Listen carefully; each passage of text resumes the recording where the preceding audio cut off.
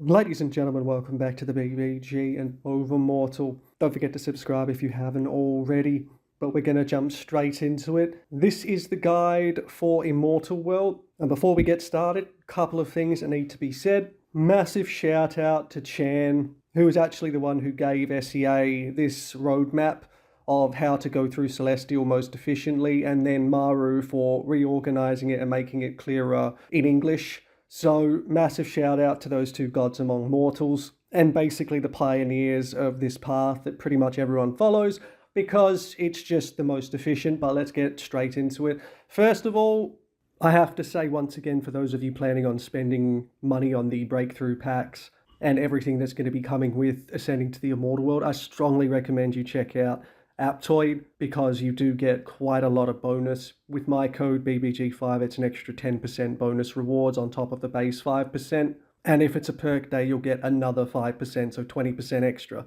on every dollar that you spend through this Aptoide app store. So strongly recommend you check out the video linked in the description there to see if it's something worth doing for you. A lot of people have already used it and it seems like it's been useful for them, but check it out for yourself. It should help you get your actual money's worth in this game, but moving straight into it. When the Immortal World gate unlocks, things will change when you reach the Immortal World, and I just want to make sure that people know that. If you were watching the Immortal World stream, you would know how much it changed, but all of this is going to change very much drastically, shall we say. I'm not going to play the video that pops up when you actually do the ascension, because I want to leave that to when you actually ascend yourselves, just simply because it's better. I'm not going to spoil it, So when you want to ascend, and this wasn't too clear when we all first came on and tried to ascend, we were all like, how the hell do we ascend? But you have to go into the maps, scroll all the way to the top, and just simply click on the Immortal World entrance, which is the gate there. Some people got very confused over that, understandable, especially when there was a long duration for SEA between Spirit World and the Immortal World. People just forgot to click on the gate. So you just have to click on the gate and ascend. You might ask, I don't have 100 shards yet. Can I still do it? You absolutely can, but if you're Nirvana early or middle, I don't really recommend staying in the Immortal World to do any farming. Like, you're going to struggle to kill things. First of all, it's just going to be slow. Second, you're not going to be able to do anything with, sure, you could try making the Celestial Pills, but you're still going to need your Nirvana breakthrough stuff. So even if you do break through to the Immortal World, make sure you're still farming in your relevant area. Otherwise, you're just slowing yourself down pretty much. Now, once you've actually fully unlocked the Immortal World, obviously the UI is going to drastically change. The biggest change, in my opinion, is honestly the abode. It basically centralizes most things from your abode in the spirit world into the spiritual temple. This is something that took me a while to get used to. It's much more streamlined, don't get me wrong. It's actually really nice that it's all here. But again, SEA was just locked for too long in the spirit world, so it was harder for us to get used to going into the spiritual temple. I definitely forgot to do a few things here when I first ascended, just simply because it wasn't popping up anymore, as its own standalone icon. So just something to take note of. But now moving into the actual big features of the Immortal World itself, obviously the first one is the Miniworld, and I'm going to go into more detail for that, as a standalone thing, because it's a big and comprehensive thing. But just for the people that are still Nirvana, once you ascend into the Immortal World, you still will actually have access to the Miniworld. But if you aren't Celestial, all of your story missions, they're still going to be down in the spirit world, so get used to swapping between the two. That's going to be something you're going to have to do if you're still Nirvana. It is what it is, and there is no downsides in ascending early either, because you can still get those free blue pills. There's no punishment for ascending early or anything like that. Now we're going to move into maps and the related UI things associated with what's in the map and the realms itself. So for Celestial, when you first come into the Immortal World, and up till now for SEA, there's only two maps, South Heaven Gate and Mount Boujo. So South Heaven Gate's something you can be in all the time and farming, which is obviously what you want to do. But Mount Boujo actually allows you to get more materials a bit faster. So you do want to farm in there as much as you can, but it is limited to a weekly time. And it's also rather PvP intensive, to be honest. You will get kicked out of that area if you kill too many people, though, because you get inner demon points. So, it's up to you on what you want to do there. You do get a bit more materials. And we are going to come back and touch on Mount Boujo slightly, before we get fully into the mini-world, but we'll leave it for now. Southern Zenithom, this is extremely important. As you can see at the top there, you get 4 curios total from passing this, and this is a standard combat thing. You've seen it down in the spirit world itself, but it is much harder. Even if you're a whale, you will get slapped around by this if you don't properly invest in roam. Now, this is really easy to get lost in, the roam area, because there's 3 different entire trees to go into. Zenithom Artifacts, Serendipitous Visits, and Zenithom Landscapes. You can see which one I've maxed here, which is Zenithom Landscapes. It is absolutely required, and I mean required, to invest into this. There are absolutely cases of whales investing in other ones here, because this reputation currency is extremely difficult to farm. Like, extremely difficult to farm. Or maybe just very slow, is probably a better way to put it. But the reason this is important to go into is that it increases your stats in the Conquest itself by a lot, by an absolutely astronomical amount, especially when you first ascend and you're still, getting your gear together and scaling up your combat abilities. The other bright side of this is that as you invest into this, as you go through Conquest, you'll start being able to actually skip Conquest levels because you have a certain level in the Zenithom Landscapes. So the more you level this up, the faster you will actually progress through Conquest, and by extent, actually, the faster you will be able to claim these rewards. This is also, like here, is probably one of the bigger sources of the reputation, the currency used to actually level the roam area. You need to try and do these quests like as much as possible. It will absolutely help you. And these quests themselves are rather self-explanatory. This is also the time for you, if you're, and you would have been wise to, have saved all of your treasure opening, your treasure trove boxes. This is pretty much the time to open them, because you'll get the Mount Bougeot and the South Heaven Gate maps, which is going to be absolutely essential for you. Now, after you finish with Zenithom Landscapes, it isn't recommended going into artifacts or visits like before you go quite a way into Zenithom Landscapes. And it's really easy to tunnel vision here. I have to say this, it's really easy to tunnel vision here and get stuck on a thing because you zoom through the early ones and you need to catch up your levels, like 182 out of 182. If you're on number 17, for example, and it requires 45 levels in Zenithom Landscape, that's just an example, I can't quite remember. But if it requires 45 levels to skip and you're absolutely hard stuck there, come back here and level it up and just skip it. But for the other ones, you will eventually, after you finish Conquest, and most people and most whales finish Conquest extremely quickly, right? So your next thing to do is coming into Serendipitous Visits and going all the way down to this left one, which is the breakthrough material, because in the Celestial Realm, you do not get breakthrough material drops. Your chance is 0%. You can't get them. You have to come here and you have to get breakthrough stuff. The other stuff that's useful to get is the Demon Lore Efficiency and the Auto Demon Lore Addition. So it auto adds Demon Lores as you use them. Very helpful.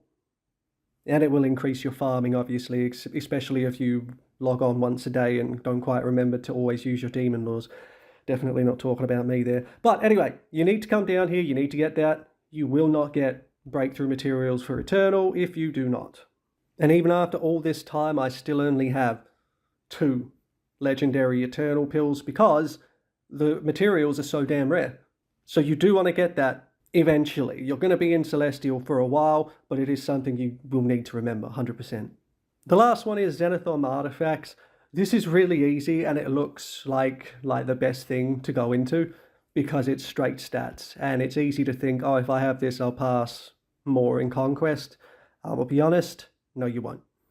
This is half a trap, in my opinion, because if you go all into this, you will be hard stuck in Conquest for a long time. So don't make that mistake. This is something you can get after you finish Conquest, okay? The extra stats are wonderful and they're absolutely massive, especially attractive after you've just come to Celestial, because look at it, extra 100 million MP, extra 500k physical and magic defense, extra 700 million health. It sounds like a lot, but the monsters in Conquest don't give a shit about how much all of this adds to your stats, all right? They're going to slap you around regardless. All of it is still nice to have, yes, but just focus on Zenithom Landscapes first, okay? The other thing I want to talk about for when you ascend to Celestial are the new relics that you get, the new standard relics that you get. And now, first of all, everything outside of your divinity and demon artifacts will now use the exact same material, right? It's everything is celestial beast scales. There's not like 4 different kinds for you to have to farm now. It's all just celestial beast scales, and these particular relics cost double. So normal item would be 30, these cost 60. Now the effects for Magicka are decent. You can read it here, pause the video and read it. It's okay from my personal opinion, it's okay, but it's kind of rough unless you're a whale, to be honest, because it's inapplicable when shields, HP shields, or damage reduction skills are granted. It's a sniping object. It is, and maybe it's probably best for PvP, but that's something that you can decide for yourself. For Corporia, this is actually something I see a lot of Corporias using, which is the arcane boots. It's basically a teleport to the target, so you can instantly close the distance. I see a lot of people using this because there's no downsides to it. It can just be used to instantly close distance, and then you just deal burst damage before maybe someone can activate a shield. Arguably better than the Magicka's version, but I'll leave it at that. Now coming back into the map here, you can see Empyrean Abyss just under the Eternal Palace. This is something that isn't even complete for SEA either, but when it first opens, you'll be given the option of 3 different paths. The Path of Might, Virtue, or the Heart of Tao. Now, far and away, most people choose Might because its ability damage to Tao is plus 10%. It is pretty much the most superior one because ability damage isn't capped, like extra relic damage might be, or, crit block plus 10% isn't spectacular, so most people just choose Might. Now, as you can see, I chose Might as well because it's just the best one. But this is still completely locked for us. We can only get up to, I think, 20% at max, and that involves the 5 Asthenias as well, which we will go into, which is the new tower. But one thing at a time here. All of this is chaptered, so you should just be able to skip to the relevant bit that you want. Now we move into the abilities, which is probably going to be a decently long section, because there's quite a lot to cover. First things first, if you haven't reset by the time you reach Immortal World, now is probably the time to reset and basically streamline your ability trees so that you can save as much citrine as possible all the way down to the celestial skills. As you can see here, you only need to upgrade the occult spell once and have level 60 in the last skill in order to actually unlock the Immortal World skills themselves. Now the reason for resetting is just simply because citrine is hard to come by and skills are expensive, to put it as simply as possible. And frankly speaking, if you are going to reset, do it from your cosmic laws, because this will also need to be reworked a bit, or maybe you can just streamline it a bit more. I do not recommend getting G9 on the very last ones here, even though it's resistance to specified spiritual world effects bonuses. That is not going to be as useful in the Immortal World, and it's a shitload of nature mantras that you could put somewhere else and start leveling up side ones or maxing out other ones, because outside of G9 for the final one, G9 for the rest of the ones below it are actually really nice. So that's something to consider there. But if you reset, just reset from here. It's easier rather than going into abilities, resetting there, doing all your abilities, and then coming in here and trying to reset, because it will reset your abilities as well again. How do I know that? I don't want to talk about it. And another thing to remember is once you reached 2,000 laws in each one, you will need 50 nature mantras to max each one of them, which is a total of 250. So if you've not been preparing for that, I strongly recommend you start stacking up nature mantras. Boy, you will need them. You will need them. Now, I'm going to go into the Immortal World skills for Magicka and Corporia in terms of best lineups, or at least the skills most used, because it follows the theme of the Celestial World, basically. Because you need Celestial skills. They are so absolutely incredibly powerful that Spirit World skills are like dirt on the ground by comparison. Which is, yeah, that adds up, right? So obviously, first of all, the setup is a little bit different, the UI, but it's arguably simpler than the Spirit World UI. I do like this streamlined process, but let's just get straight into the actual skills themselves. So, with Magicka, the Celestial combat for Magicka basically is about fire damage, burning, right? So I'm going to talk about these specific skills first, and then other ones that you are going to want to have, generally speaking. So Phoenix Flame is the first one because obviously it's Scorch, magic damage it taken increases.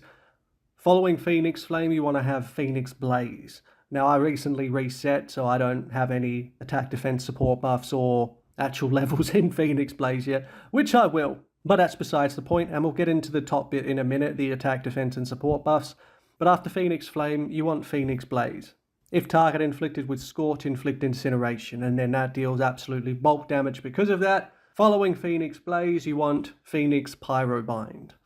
Gain the effect of fractured damage dealt to shields increase, and if inflicted with Scorch, it silences. So those three skills are the most important combo for Magicka in Celestial.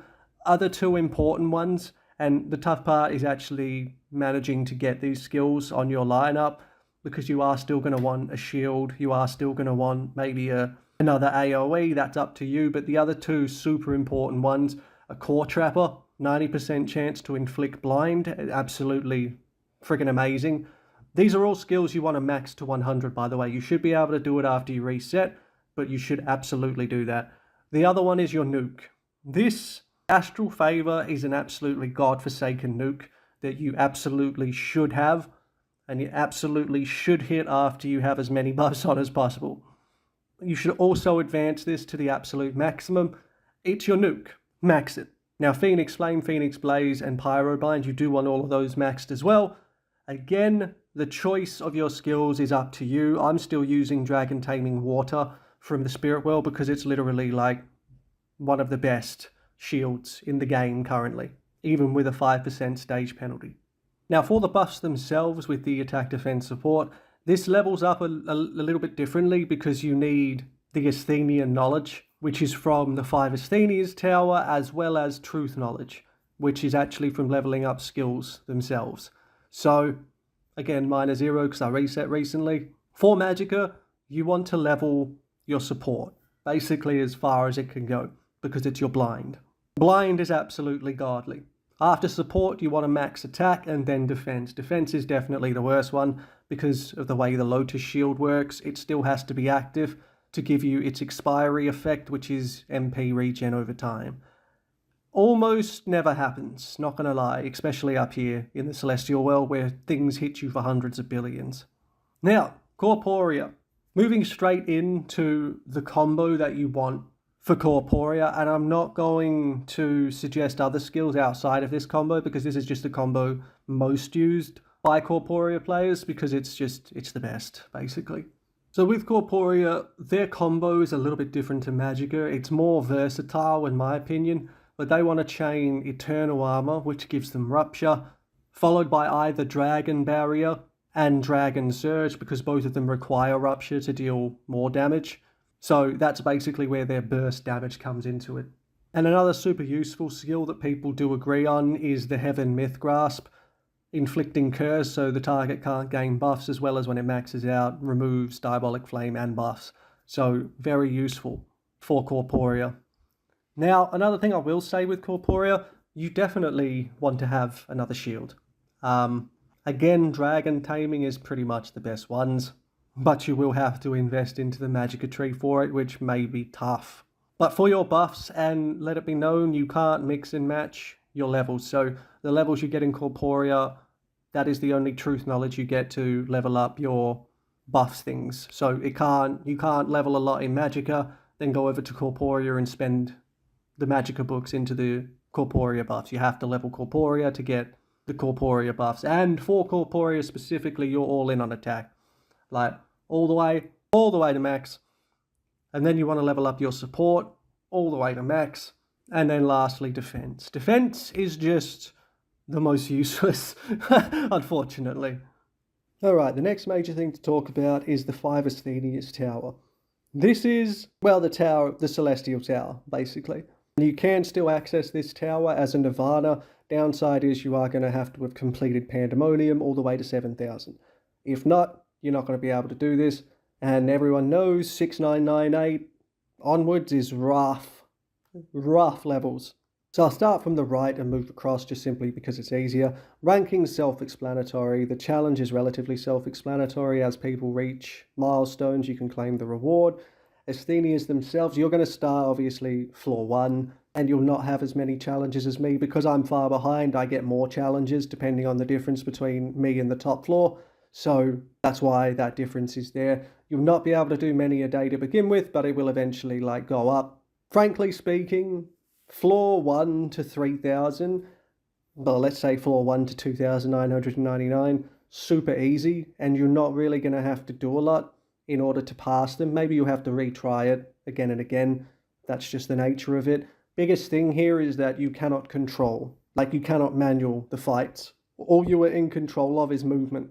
And that's why there's a very specific method to passing this, and it involves having the Solarius field, because that absolutely claps in PvE, especially in this tower. If you do get stuck on a level, the best way is to just activate your Solarius field and honestly run for your life. These things are so insanely powerful, no shame in running in order to win, okay? Absolutely none. So that's something to keep in mind there, but I don't think you'll have to worry too much about that until you reach over floor 3,000. That's really where things get absolutely ridiculously hard. Now, this is also a source for your Celestial Jades, which are important to begin with because you will need to use those Jades in order to establish your mini-world when you first ascend to the Immortal world, and these are quite hard to find day one. But we'll go into that when I actually delve into the mini-world, because that's another big thing, and arguably the most important of anything in the Immortal world. Asthenias, this is the 5 declines of Immortals, pretty much. You have to clear certain floors in order to unlock them. There's 5 different curios to get here, and this is the only place you can get their shards. Again, it's pretty much same method here if you get stuck on one of them. Activate your field and run, and basically kite it until your pet kills it. But honestly, before you reach immortality, I don't think you'll have much trouble beating these, but again, if you do, just kite the bastard. Now, Aura, this is really where a lot of Abode Aura bonus comes in. When you first get to Celestial, you get so much extra Abode Aura bonus, and this is really where you get even more. As you clear floors, as you clear the 5 declines of immortality, these Asthenias, you will rank up your Aura ring and just continually stack Abode Aura bonus, which is absolutely beautiful. You definitely want to be pushing this, as much as you can every single day. Now, just a short talk on the Sacred Altar, which unlocks when you first get to Celestial. This is a place where it's going to boost your Curios bonuses towards you, pretty much. The source of these, or at least the first early game source, is the 5 Asthenias, as well as Conquest. As you pass Conquest, you will get lots and lots of the Sacred Altar Jades, which is very nice. Only level up the ones pertinent to you. If you can max them all, I guess there's no harm in maxing them all. Most people are going to struggle with it though, because you'll never have enough to max it all. And this being R16, every extra level gives you extra bonuses percentage-wise. You can only get to R5, I believe it is, in early, 10 in mid, and then I'm not sure what the max is in late, but it looks to be more than 15, possibly 20. But this is something that's easy to forget. So make sure you come back here at least, once a day for the first couple weeks, because you're going to get quite a lot of these Sacred Altar Jades. And the more curios and the higher star they are, the better the effect you're basically going to get from this. So whales will have an absolute overwhelming advantage here, because their curios are going to get such a nice bonus from this. And it should be said, you can see it says 293 out of 310. That's the total level of all of my nodes here. You will have to go into some of your alternate nodes that don't really do much for you. Like I had to go into physical defense because I'd max out up to a certain level my important slots, or they just simply started costing too much and I need levels to actually rank up the Sacred Altar itself. So again, something to think about. Now just quickly in Immortal Friends here, Celestial early, mid and late have 3 new Celestial Friends for you to go into. The downside is they are so much more expensive than anything below it. It makes sense, right? They're Celestial level. You can see here some of the lower ones at level 117 require 360 to level. And then we'll go down to Faglian. He's level 62 at the moment. but he needs 400 to level. It's expensive. It's expensive there, but I don't think Wales will struggle with that, since there's a pretty good chance they'll have already maxed their other Immortal Friends and are just stacking up on Immortal Friend XP. But that is just something extra to take note of. Now we get to the final, and it's the most important part of the Immortal world, the Miniworld. When you first come up here, you'll be given a token that allows you to basically have the ability to generate an Immortal world, and the other things you're going to need is 800 Immortal Origins and 1400 Celestial Jades.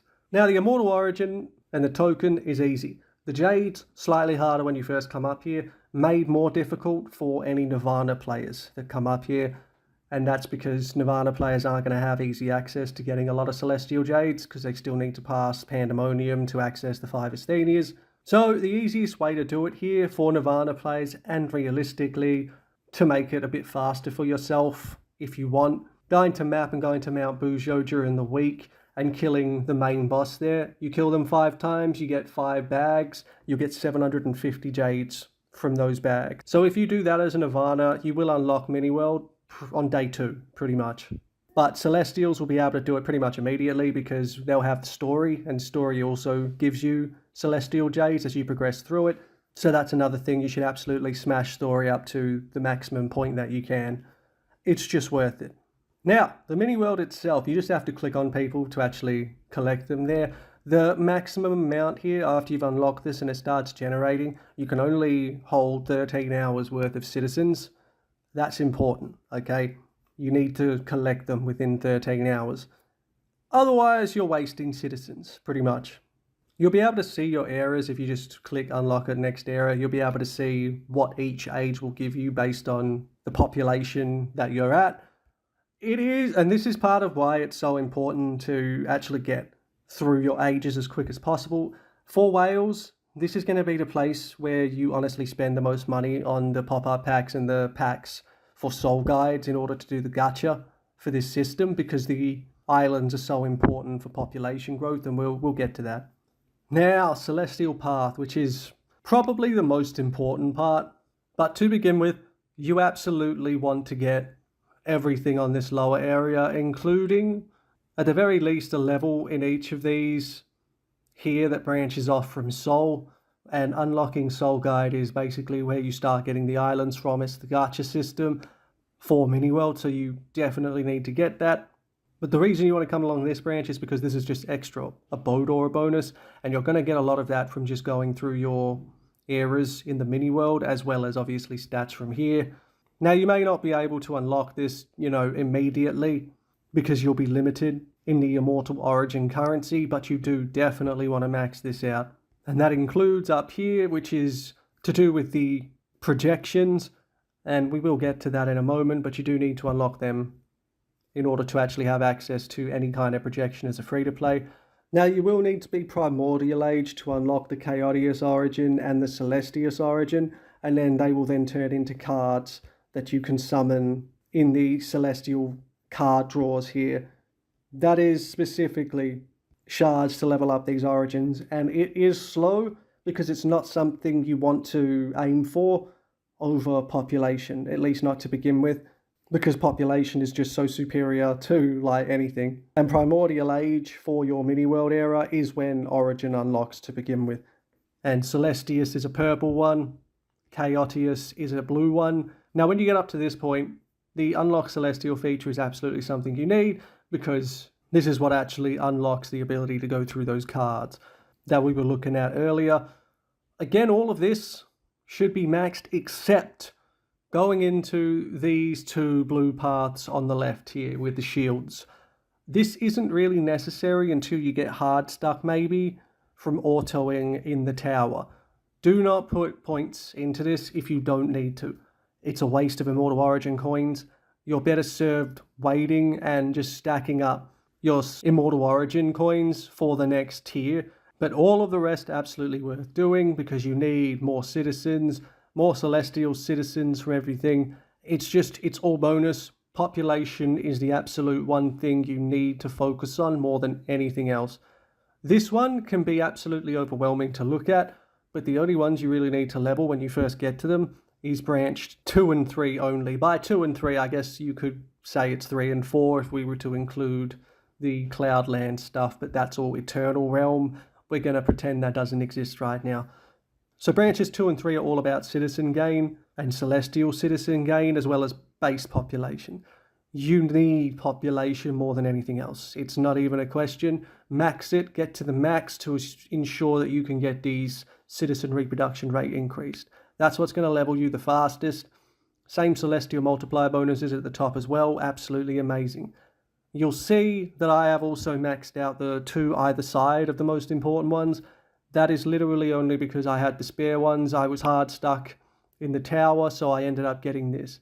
It wasn't particularly worth it because of the inherent way that people tackle the tower now. It's just Solarius and run, so that has been pretty useless.